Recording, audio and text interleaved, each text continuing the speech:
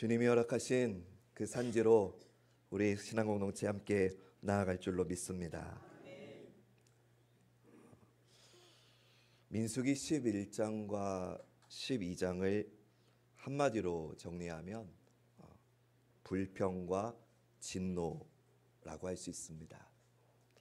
이스라엘 백성들의 행동을 한마디로 정리하면 불평, 그에 대한 하나님의 반응을 한마디로 정리하면 진노라고 할 수 있습니다.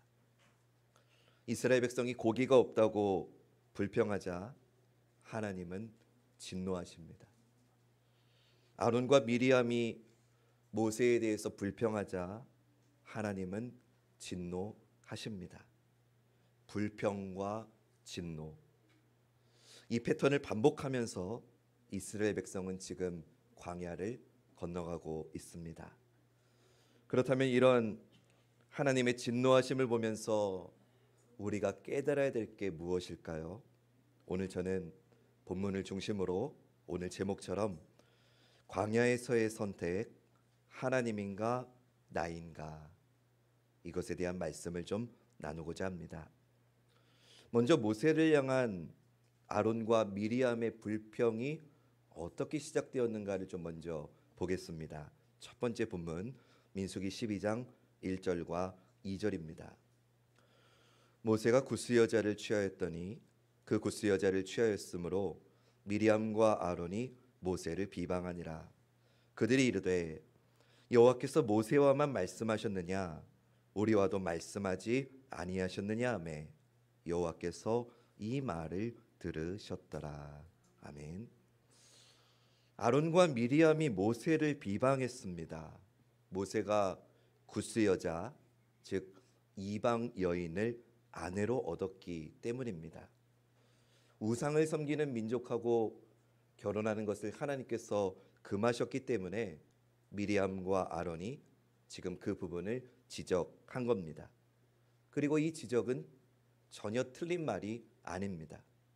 그런데 문제는 그들의 태도입니다.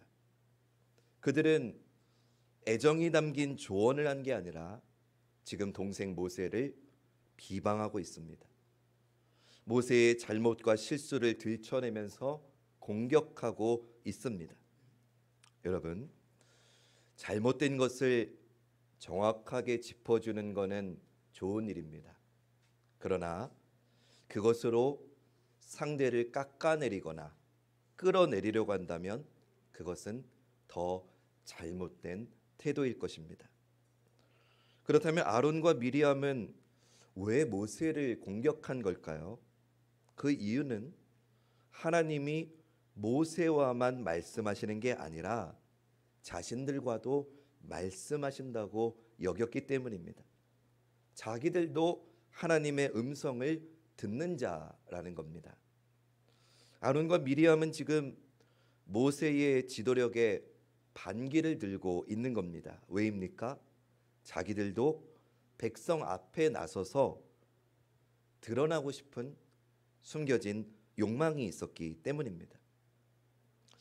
이 사건이 더 안타까운 것은 모세에게 반기를 든 게 남이 아니라 모세의 가장 가까운 가족이 모세를 공격했다는 것입니다.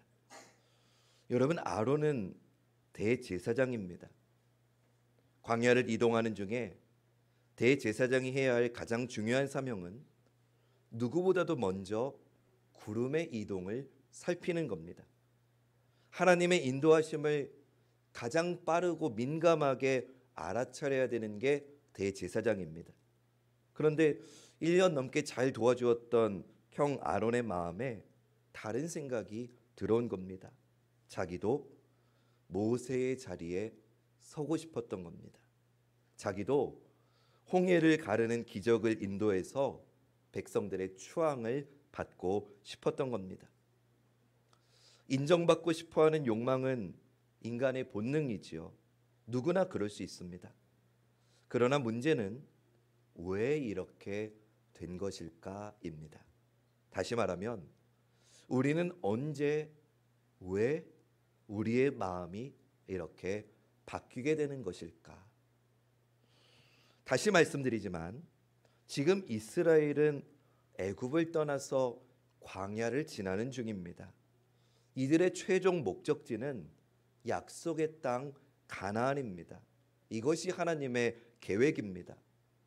모세와 함께 힘을 합쳐서 이스라엘 백성을 약속의 땅 가나안으로 데리고 가는 게 아론의 가장 큰 임무입니다.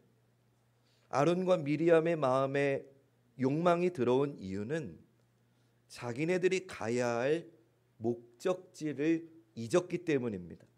목표를 잃어버렸기 때문입니다. 원래 하나님은 출애굽 과정에서 아론과 미리암 이들을 통해서 이루실 계획이 있으셨습니다. 그래서 이들을 함께 부르신 겁니다. 출애굽기 4장 13절부터 16절 말씀 보시죠. 모세가 이르되 오 주여 보낼 만한 자를 보내소서. 여호와께서 모세를 향하여 노하여 이르시되 레위 사람 내 영 아론이 있지 아니하냐. 그가 말 잘하는 것을 내가 아노라. 그가 너를 만나러 나오나니 그가 너를 볼 때에 그의 마음에 기쁨이 있을 것이라. 너는 그에게 말하고 그의 입에 할 말을 주라. 내가 내 입과 그의 입에 함께 있어서 너희들이 행할 일을 가르치리라. 그가 너를 대신하여 백성에게 말할 것이니 그는 내 입을 대신할 것이요 너는 그에게 하나님같이 되리라. 아멘. 하나님이 모세를 처음 부르셨을 때 모세는 거절했습니다. 자기 스스로는 이 일을 감당할 능력도 없고 하나님 저는 말주변도 없습니다. 말을 할 줄 모릅니다라고 하면서 거절했지요. 그때 하나님이 형 아론이 너의 곁에 있다는 것을 알려주십니다. 하나님이 모세에게 말씀을 주시면 아론이 대변인이 되어서 백성에게 전하게 하신 겁니다. 이처럼 하나님은 협력해서 광야를 지날 수 있도록 모세를 부르실 때 아론도 함께 부르셨습니다. 이건 누가 더 높고 낮음의 문제가 아닙니다. 각자 해야 할 역할이 다를 뿐입니다.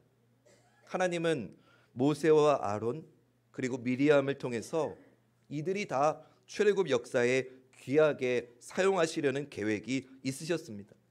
그러나 아론과 미리암은 하나님의 그 뜻을 깨닫지 못했고 결국 마음속에 일어난 욕심이 그들의 목표를 놓치게 한 겁니다. 사랑하는 여러분, 우리의 목적지는 어디입니까? 우리의 목적지가 성전 건축이 우리의 목적지입니까? 아니지요. 우리의 최종 목적지는 천국인 줄로 믿습니다. 혹시 아론과 미리암의 이런 모습이 혹시 오늘 내 마음속에 있는 것은 아닐까요? 기억하십시오. 목표를 잃어버리면 우리 마음속에 욕심과 욕망이 불쑥 들어오는 겁니다. 이것이 사탄의 전략입니다. 오래전에 보았던 한 무언극을 소개합니다. 내용은 이렇습니다. 한 청년과 사탄이 등장을 하고 그들 앞에는 포도주 10잔이 놓여 있습니다. 사탄이 청년에게 한 가지 제안을 합니다. 이 중에 한 잔을 골라 마시면 10억을 주겠다고 말입니다. 하지만 이 10잔 중에 하나에는 독이 들어있다고 알려줍니다. 독을 든 잔을 마시면 죽는 것이고 아니면 10억을 받는 거지요. 고민하던 청년은 그 중에 하나를 골라 마십니다. 다행히 살았습니다. 정말로 10억이라는 돈을 사탄이 건넵니다. 그러면서 돈이 떨어지면 언제든 다시 오라고 말합니다. 그때는 2배의 돈을 주겠다고 말합니다. 얼마 후에 청년은 10억을 다 써버리고 다시 사탄을 찾았습니다. 그는 또 한 잔을 마십니다. 이번에도 죽지 않았습니다. 사탄은 약속대로 20억을 줍니다.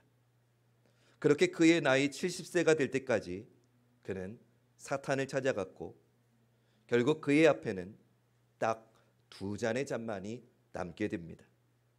마지막으로 엄청난 돈을 가질 수 있는 기회를 얻게 된 순간 이왕 이렇게 된 거, 그는 망설임 없이 한 잔을 골라 마십니다. 다행히 독이 없었습니다. 돈을 받아서 돌아가려는데 사탄이 그를 부릅니다. 그리고 사탄은 그가 보는 앞에서 마지막 남은 한 잔을 마시면서 처음부터 포도주의 독은 없었다고 말합니다. 사탄의 목표는 그의 인생을 망치는 것이었기 때문입니다. 여러분, 목표를 상실하면 결국 자기의 인생조차 망가지게 된다는 걸 기억하시기 바랍니다. 아론과 미리암은 하나님이 모세에게만 말씀하신 게 아니라 자기들과도 말씀하셨다고 이야기합니다. 그런데 이 말을 하나님이 들으셨습니다. 이것은 단순히 귀로 들으셨다는 게 아니라 하나님이 그들의 마음을 보셨다는 겁니다. 사랑하는 여러분, 하나님은 우리의 마음을 감찰하시는 분입니다. 그냥 보시는 게 아니라 우리의 마음을 아주 정확하게 꿰뚫어 보시는 분입니다.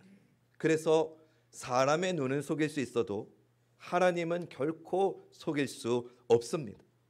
미리암과 아론은 옳지 못한 마음을 먹었고 하나님은 그들의 마음을 정확하게 보셨기 때문에 이 일에 진노하신 겁니다. 아론과 미리암이 흔들린 이유는 자신의 욕망이 그들의 목표가 되었기 때문입니다. 우리도 마찬가지입니다.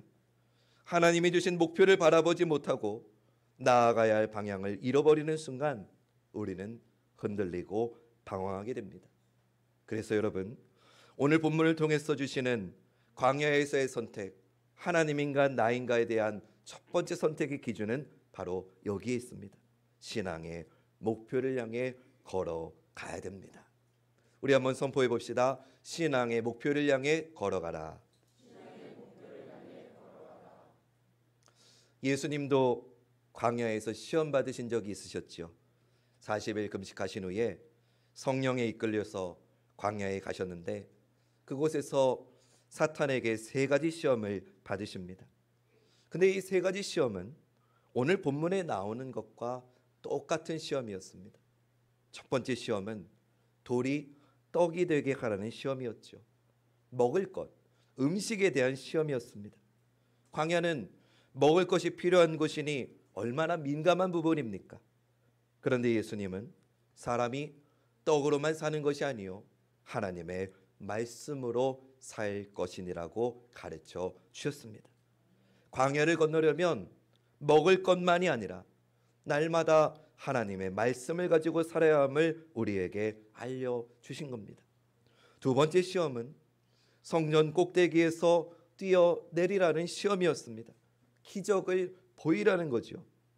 이것은 광야 한가운데서 고기를 내놓으라는 것과 똑같은 일입니다. 그때 예수님은 하나님을 시험하지 말라고 하십니다. 여러분, 하나님은 도깨비 방망이가 아닙니다. 하나님은 우리가 원하는 때에 우리 입맛에 맞게 기적을 행하시는 분이 아닙니다. 우리가 하나님께 기적을 강요할 수는 없습니다. 다만 우리는 하나님을 기다리며 하나님을 신뢰해야 될 줄로 믿습니다. 하나님은 결코 실수하지 않는 분임을 믿어야 되는 것입니다. 비록 내 인생이 바닥을 칠 때에도 나를 끝까지 인도하시는 분이 하나님이심을 믿는 믿음이 우리에겐 필요한 것입니다. 그러니 사랑하는 여러분, 지금 여러분이 고난의 길을 걷고 있다 할지라도 절대로 하나님을 시험하지 마시기를 주님의 이름으로 부탁합니다. 세 번째 시험은 사단 앞에 딱 한 번만 절하면 천하만국을 주겠다는 시험이었습니다. 명예와 성공을 얻게 해주겠다는 거죠. 민수기에서도 사탄은 우리 인간의 마음을 너무나 잘 알고 있습니다. 아론과 미리암은 유명해지고 싶었던 겁니다. 자기들이 맨 앞에 맨 위에 서고 싶었던 겁니다. 그래서 사탄의 간교에 쉽게 넘어진 거죠. 그러나 예수님은 달랐습니다. 예수님은 사탄아 물러가라고 하시며 이스라엘 백성이 실패한 그 광야에서 우리 주님은 승리하셨습니다. 할렐루야. 200만 명의 이스라엘 백성이 실패한 그 길을 우리 주님은 완전한 순종으로 승리하셨습니다. 그러면 예수님이 승리할 수 있었던 것은 무슨 이유일까? 목표가 뚜렷했기 때문입니다. 주님의 목표가 무엇입니까? 마가복음 10장 45절이 우리에게 그것을 알려줍니다. 우리 같이 읽어보겠습니다. 시작.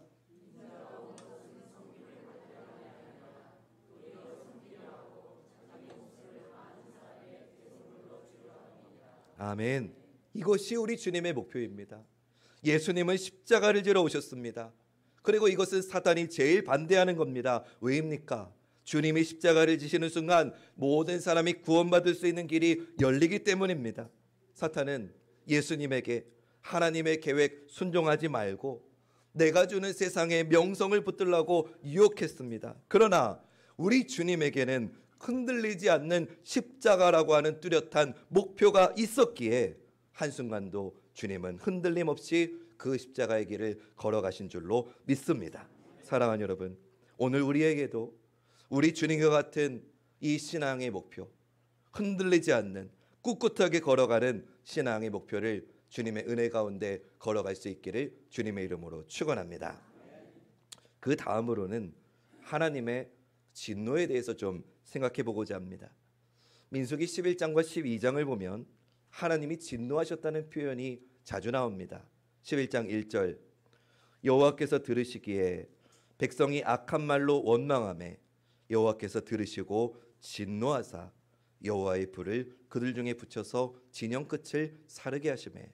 11장 10절, 백성의 온 종족들이 각기 자기 장막 문에서 우는 것을 모세가 들으니라. 이러므로 여호와의 진노가 심히 크고 모세도 기뻐하지 아니하여. 이스라엘 백성이 악한 말로 원망했을 때 하나님은 들으시고 진노하십니다. 그리고 오늘 두 번째 본문에서도 하나님의 진노가 아론과 미리암에게 임함을 보게 됩니다. 이들이 모세를 시기하고 원망했을 때 하나님이 들으시고 진노하십니다. 4절부터 9절 말씀. 여호와께서 갑자기 모세와 아론과 미리암에게 이르시되 너희 세 사람은 회막으로 나오라 하시니 그 세 사람이 나아가매 여호와께서 구름 기둥 가운데로부터 강림하사 장막 문에 서시고 아론과 미리암을 부르시는지라. 그 두 사람이 나아가매 이르시되 내 말을 들으라. 너희 중에 선지자가 있으면 나 여호와가 환상으로 나를 그에게 알리기도 하고 꿈으로 그와 말하기도 하거니와 내 종 모세와는 그렇지 아니하니 그는 내 온 집에 충성함이라. 그와는 내가 대면하여 명백히 말하고 은밀한 말로 하지 아니하며 그는 또 여호와의 형상을 보거늘 너희가 어찌하여 내 종 모세 비방하기를 두려워하지 아니하느냐. 여호와께서 그들을 향하여 진노하시고 떠나시매. 우리는 쉽게 이런 생각을 합니다. 하나님은 사랑의 하나님이신데 왜 이토록 진노하실까? 그러나 여러분, 사람의 진노와 하나님의 진노에는 너무나 큰 차이가 있습니다. 사람의 진노는 감정적이지요. 부정적이지요. 그러나 하나님의 진노하심은 우리의 죄악과 우리의 잘못된 행위에 반응하시는 하나님의 거룩한 마음인 줄로 믿습니다. 그런데 여기서 중요한 것은 하나님이 우리가 이렇게 죄악의 길을 걸어가면 하나님의 마음이 상하시다는 거예요. 하나님의 감정이 상하신다는 거예요. 우리의 삶과 우리의 행동이 하나님을 화나게 할 수도 있다는 사실을 우리는 기억해야 됩니다. 그러면 하나님이 왜 우리의 그릇된 삶과 행동을 보시고 마음 아파하시고 왜 마음 상해하실까? 간단합니다. 우리를 사랑하시기 때문입니다. 나를 사랑하셔서 나 때문에 근심하실 때가 있으시다는 겁니다. 자식이 부모의 마음을 모를 때 화가 나는 것처럼 말입니다. 지금 아론과 미리암이 그렇습니다. 광야를 통해서 하나님은 모세와 함께 아론과 미리암이 하나님의 뜻을 깨닫기를 원하셨습니다. 하나님이 원하시는 것은 아론과 미리암이 모세를 돕는 것이었습니다. 그러나 그들은 하나님이 원하시는 하나님의 계획, 하나님의 기쁨이 아닌 모세를 끌어내려서 자기네들의 욕망을 성취하려고 했던 겁니다. 그래서 결국 아론과 미리암에게 하나님이 진노하십니다. 9절부터 13절 말씀. 여호와께서 그들을 향하여 진노하시고 떠나심에 구름이 장막 위에서 떠나갔고 미리암은 나병에 걸려 눈과 같더라. 아론이 미리암을 본즉 나병에 걸렸는지라. 아론이 이에 모세에게 이르되 슬프도다 내 주여, 우리가 어리석은 일을 하여 죄를 지었으나 청하건대 그 벌을 우리에게 돌리지 마소서. 그가 살이 반이나 썩어 모태로부터 죽어서 나온 자 같이 되지 않게 하소서.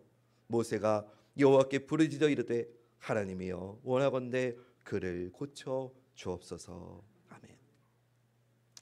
하나님의 진노로 미리암이 나병에 걸렸습니다. 그러자 아론과 미리암은 그제서야 자기들의 잘못과 어리석음을 깨닫고 회개하기 시작했습니다. 그때 모세는 이 상황을 외면하지 않고 자기 누이를 고쳐달라고 하나님께 부르짖어 기도합니다. 자기를 비난하고 공격한 누이를 위해서 중보하는 모세에게서 진정한 하나님의 사람의 모습을 우리는 볼 수 있습니다. 그러나 뜻밖에도 하나님은 아주 냉정하셨습니다.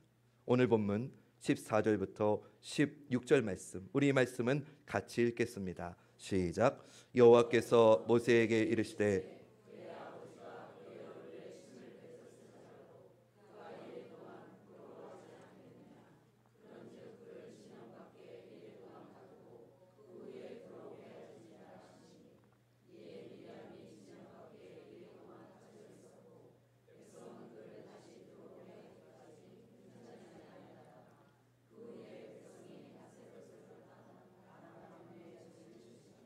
아멘. 이스라엘의 전통 가운데에는 어떤 사람이 잘못을 하면 그에게 침을 뱉어서 공개적으로 모욕을 주는 그런 문화가 있었습니다. 잘못을 저지르면 그 공동체로부터 수치와 모욕을 당한 뒤에 7일 동안 근신하게 한 겁니다. 하나님이 지금 그것을 말씀하시면서 미리암을 진영 밖에서 7일 동안 가두게 하셨습니다. 그리고 미리암이 격리되어 있는 그 7일 동안에 광야의 행진도 멈추게 하셨습니다. 이 징계가 끝난 후에 이동을 시작하게 하셨습니다. 그러니 이 7일은 미리암이 공동체에게서 분리되어 있는 기간입니다. 철저하게 고독한 시간이고 인간적으로 보면 수치심으로 가득한 시간입니다. 미리암은 혼자 떨어져서 이 부끄럽고 외로운 시간을 견뎌내야 했습니다. 이렇게 사람들과 떨어져 있음을 통해서 지금 이거는 단순한 나병의 문제가 아니라 모세를 공격해서 하나님이 진노하셨다는 것이 이 죄의 결과라는 걸 이스라엘 모든 사람들이 다 알게 됐습니다. 여러분, 만약에 여러분이 이 미리암의 처지라면 어떠시겠습니까? 쉽게 예를 들면 내가 어떤 잘못을 저질렀는데 우리 교회 모든 사람이 내가 잘못을 저질러서 벌을 받았다는 걸 알고 있다고 생각해 보십시오. 그리고 7일 동안 나 혼자 격리되어 있다고 생각해 보십시오. 얼마나 수치스럽겠습니까? 자존심이 강하신 분은 나는 더 이상 관악중앙교회 못 나오겠다 하면서 교회를 옮기실지 모릅니다. 그런데 하나님은 이 수치의 시간을 미리암과 아론으로 하여금 오롯이 지나게 하십니다. 이 고독의 7일을 지내면서 미리암은 무엇을 했을까요? 또 직접적인 벌을 받진 않았지만 분명히 아론도 같은 마음으로 이 시간을 보냈을 겁니다. 이들은 그럼 이 7일 동안 무엇을 했을까요? 우리 생각에는 굉장히 수치스럽고 부끄러운 시간으로만 생각이 될지 모르겠는데 아론에게, 미리암에게 이 시간은 자기 안에 있는 탐욕과 자기 안에 있는 헛된 욕심을 모두 죽이는 기도의 시간이 된 줄로 믿습니다. 여러분, 우리가 아프면 의사에게 가서 내가 어디가 아픈지 솔직하게 말하고 내가 아픈 환부를 그대로 드러내야지 치료를 받을 수 있지 않습니까? 마찬가지로 아론에게도 미리암에게도 이 7일은 분명히 고통스러운 시간입니다. 수치가 드러나는 시간입니다. 그러나 이 고통스럽고 수치가 드러나는 이 시간을 거쳐야만 하나님으로부터 고침을 받는 시간이 된 줄로 믿습니다. 나병에 걸린 미리암은 인간적으로는 수치심으로 정말 죽고 싶었을지도 모릅니다. 사람들 앞에서 자기의 영적인 상태가 다 드러났기 때문이죠. 이제는 리더로서의 생명이 다 끝났다고도 볼 수 있습니다. 하지만 하나님은 그 시간을 기도의 자리로 그들이 보내기를 원하셨습니다. 그 7일은 나의 모든 문제와 나의 모든 비참함을 다 쏟아내고 하나님께 숨김없이 고백하는 자리였습니다. 그래서 내 모든 교만이 죽고 하나님 앞에서만 머무는 시간이 되었습니다. 그렇기에 이 고독의 시간에 미리암은 회복과 치유를 누릴 수 있었습니다. 결국 이 시간이 지나고 나서 하나님은 다시 아론과 미리암을 회복시키셨고 사용하신 줄로 믿습니다. 사랑하는 여러분, 이렇게 광야는 내가 어떤 사람인지가 확연하게 드러나는 곳입니다. 광야는 나의 문제가 고스란히 드러나지만 그렇기 때문에 고침을 받는 곳이기도 합니다.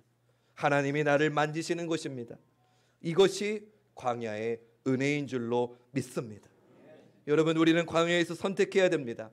하나님을 선택할 것인지 아니면 나의 알량한 자존심을 선택할 것인지를 말입니다. 분명한 것은 하나님을 선택하기 위해서는 두 번째 기준이 여기 있습니다. 자신이 철저하게 죽는 기도의 자리로 나아가야 됩니다. 우리 한번 선포해 봅시다. 자신이 철저하게 죽는 기도의 자리로 나아가야 된다. 아멘. 이것이 하나님을 선택할 수 있는 기준입니다. 광야는 내 안에 있는 욕망을 죽이는 자리입니다. 그렇기에 광야는 십자가입니다. 십자가는 남을 죽이는 게 아니라 내가 죽는 곳입니다. 내 옛사람이 그리스도와 함께 십자가에 못 박히고 내 안에 그리스도와 함께 다시 사는 곳이 십자가입니다. 사랑하는 여러분, 가정에서 내가 죽어야 여러분의 가정이 살아남을 믿으시기 바랍니다.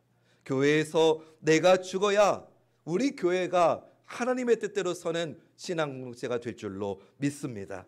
광야길을 걸어가는 오늘도 남을 죽이는 게 아니라 내 교만, 내 이기심, 내 원망, 내 불평을 죽이는 저와 여러분이 되었으면 좋겠습니다. 그리고 미리암이 기도했던 이 7일간의 골방의 기도가 오늘 우리에게도 온전히 회복되어서 수치스럽고 부끄러운 시간이 아니라 오히려 그 시간을 통해 나는 죽고 우리 주님이 살아 역사하시는 기도의 자리가 오늘 광야길을 걸어가는 우리 모두에게 언제나 함께 하시기를 주님의 이름으로 간절히 축원합니다.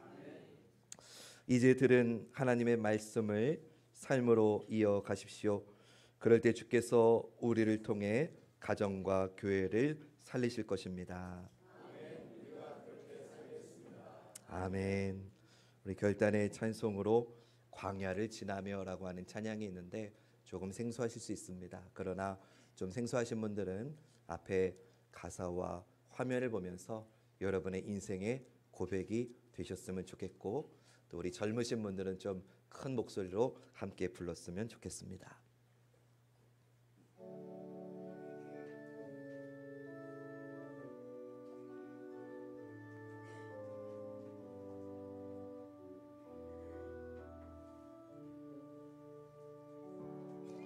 왜 나를 깊은 어둠 속에 홀로 두시는지